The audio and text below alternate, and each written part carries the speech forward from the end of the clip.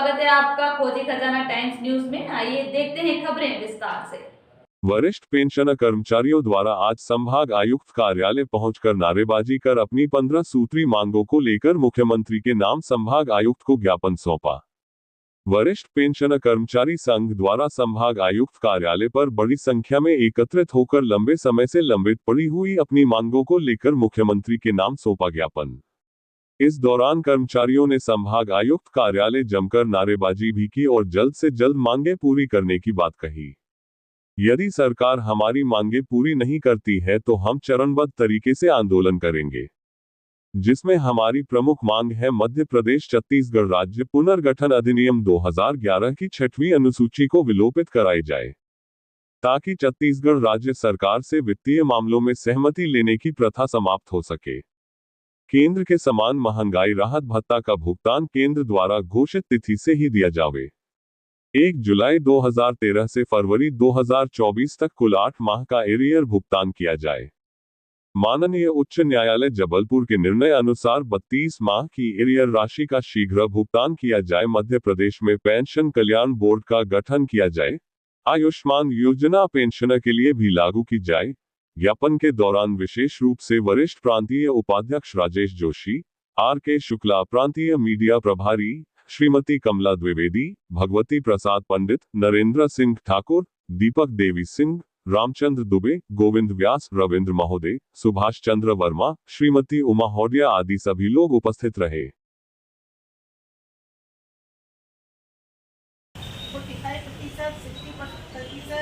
75% एवं 90% पर पेंशन वृद्धि के कारण किए गए। अतः समान नागरिकता अधिनियम के तहत मध्य प्रदेश में भी इसी आयुक्रम में हम लोगों को लाभ दिया।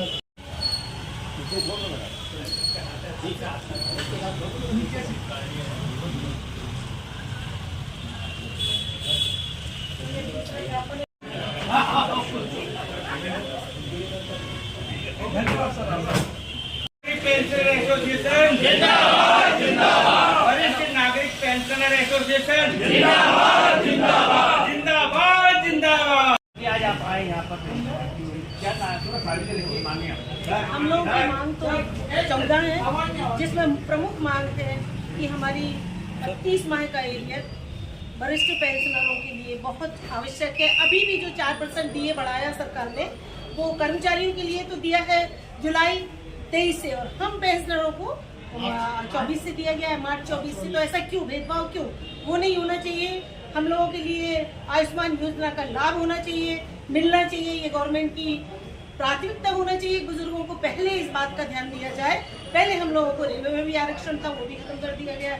हमारे माननीय तो फर्स्ट क्लास और सेकंड क्लास में जाते, हम लोगों को सिर्फ 50% का आरक्षण था, महिलाओं को 58 के बाद था, लेकिन वो भी सब खत्म कर दिया गया है।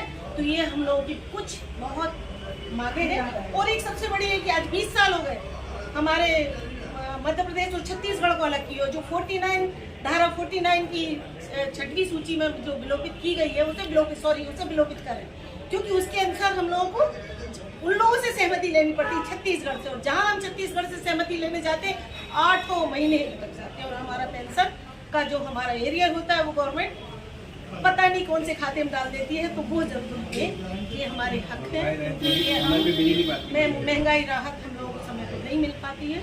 इसलिए आदरणीय हमारे प्रांतीय वरिष्ठ उपाध्यक्ष महोदय आदरणीय जोशी जी से और इस मामले में आप चर्चा करें, तो जो भी है इस बारे में। आपका परिचय? मैं कमला द्विवेदी, वरिष्ठ नागरिक पेंशनर एसोसिएशन में प्रांतीय संयोजक हूँ, महिला प्रकोष्ठ। सर बताइए, आज आप लोगों ने ज्ञापन दिया है, क्या मांग रही है आपकी? हमारे वरिष्ठ नागरिक पेंशन एसोसिएशन के प्रांताध्यक्ष महोदय जो एडवोकेट राजकुमार दुबे साहब हैं, उन्होंने पूरे अगस्त माह में पेंशनर्स के लिए जन जागरण अभियान की शुरुआत करी है 1 अगस्त से। उसी के क्रम में आज हमने पहला माननीय मुख्यमंत्री जी को हमारी 15 सूत्री मांगों के संबंध में ज्ञापन सौंपा है। उन 15 सूत्री मांगों में एक पेंशन प्रकोष्ठ का गठन भी सम्मिलित है। इसके अलावा जो नियमित कर्मचारियों को एक्स ग्रेसिया डेथ होने के बाद मिलता है, तो पेंशनर्स को भी इसका लाभ दिया जाए, ये भी हमारी मांग की गई है।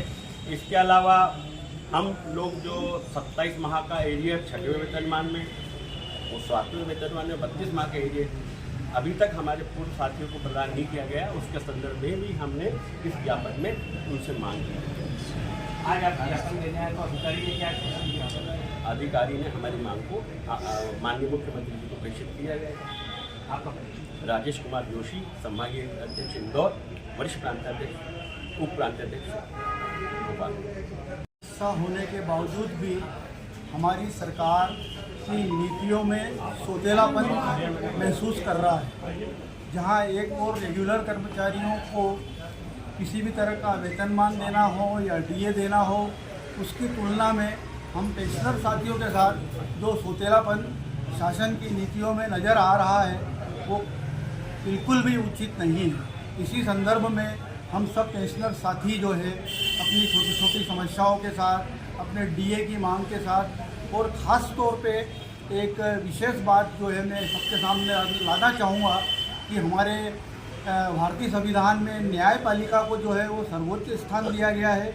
इसके बावजूद भी माननीय उच्च न्यायालय के निर्णय होने के पश्चात भी जो हमारे साथी 30 जून अथवा 31 दिसंबर को सेवानिवृत्त हो रहे हैं, उनके लिए माननीय उच्च न्यायालय सारे के सारे स्वतुओं का लाभ देने के लिए निर्देशित किया हुआ है। लेकिन हमारे वित्त विभाग ने एक परिपत्र जारी करके केवल और केवल एक वेतन वृद्धि का लाभ ही जो है वो दिए जाने के निर्देश प्रसारित कर रखे हैं। तो ये एक ऐसी स्थिति है कि न्यायालय बड़ा है अथवा वित्त विभाग बड़ा है। इस संबंध में जो है हम शासन का ध्यान आकर्षित करने के लिए सारे साथी एकत्रित हुए हैं और अभी हम शांतिपूर्वक जो है हमारे माननीय आयुक्त महोदय को अपनी मांगों के संबंध में ज्ञापन प्रेषित करेंगे। मैं एडवोकेट बीसी जैन। फिर क्या लगता है कहीं ना कहीं केंद्र सरकार ने बजट पारित किया, उसमें क्या आप संतुष्ट हैं? बजट का जहाँ तक सवाल है उससे मैं तो राजनीतिक बजट ही कहूँगा उसे, शुद्ध रूप से, क्योंकि हम पेंशनर्स के हित में कह लो या कर्मचारियों के हित में कह लो, हमें कोई स्पष्ट या प्रत्यक्ष लाभ दृष्टिगोचर नहीं हो पा रहा है। आगे आपका क्या रुख रहेगा अगर सरकार आपकी मांगे नहीं मानेगी? देखिए, हम सब शांतिप्रिय भारत के शांतिप्रिय नागरिक हैं। जो है वो अपने आंदोलन की जो है वो अलग अलग श्रृंखला एक के बाद एक होती जाती है। तो उसी क्रम में अभी हम शांतिपूर्वक, निवेदनपूर्वक, प्रेमपूर्वक जो है वो सभी को सादर नमस्कार, सादर अभिवादन करके हम अपनी समस्याओं को जो है अवगत कराते जा रहे हैं। यदि इसके बाद भी नहीं होगा तो वो एक कहावत है कि सीधी उंगली से घी नहीं निकलता तो टेढ़ी करना भी आती है। अभी हमने जो है वो विगत समय में विधानसभा, लोकसभा चुनाव हुए हैं, हमने हमारी शासन पर आँख मूंद के भरोसा किया। आपका परिचय? मैं एडवोकेट बीसी जैन, प्रांतीय संगठन सचिव, पेंशनर एसोसिएशन इंदौर।